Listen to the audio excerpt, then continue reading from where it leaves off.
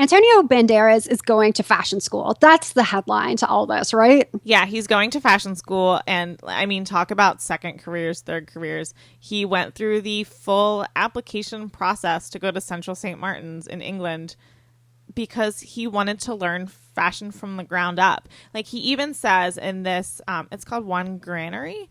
It's the magazine for students of Central St. Martin's. And he talks about how, you know, he's been involved in fashion things in the past as an actor, but now he wants to actually like not just learn what he knows from what people are telling him as he's working on collaborations. Like he wants to have the from the ground up knowledge.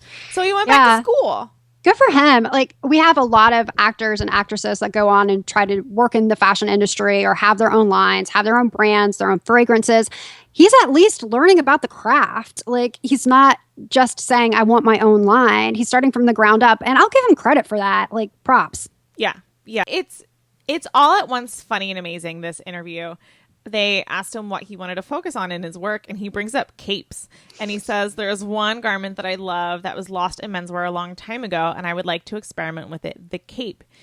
He talks about how capes are great in the winter in places like England. They're very comfortable, he says, and especially nowadays, every place has heating. It's not like in the old days when inside it was almost as cold as outside, so people had to be properly layered. Now in wintertime, you could just wrap yourself up in a cape. It's so easy.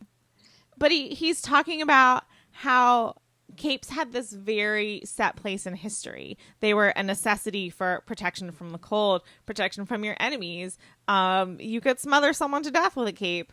You could use it as a disguise. I have this mental picture of like Antonio Banderas in a Snuggie, like some kind of like Snuggie on his back or blanket where, that's it. Yeah. And he's just saying like the cape is this underrepresented, piece of fashion history right now that could be very useful today. He actually says that in Spain there are still clubs where people wear capes.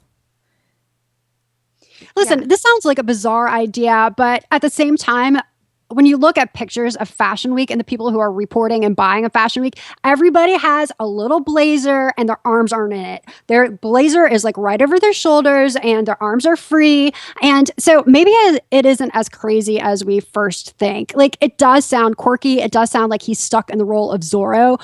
But that being said, maybe it's not that far off. Maybe people want it without realizing it because they're not putting their arms in their darn jackets anymore. That's the thing I don't get is the wearing the jacket or the blazer as a drape. Like with a cape, there's a closure that helps it stay on, right? And it's cut in a way that's going to stay over your shoulders. When you're wearing your coat like that, how the frick do you keep it on? Like it's always falling off my shoulders. If I am wearing my coat around my shoulders, but my arms aren't in it, it's because I'm in the movie theater and I'm just like trying to stay, because those places are always cold.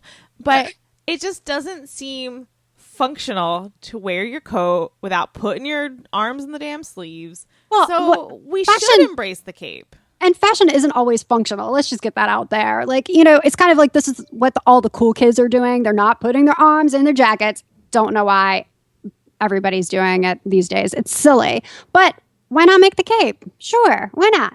All these pictures of, and we'll provide a link to this, but all these pictures of Antonio Banderas at fashion school are so adorable.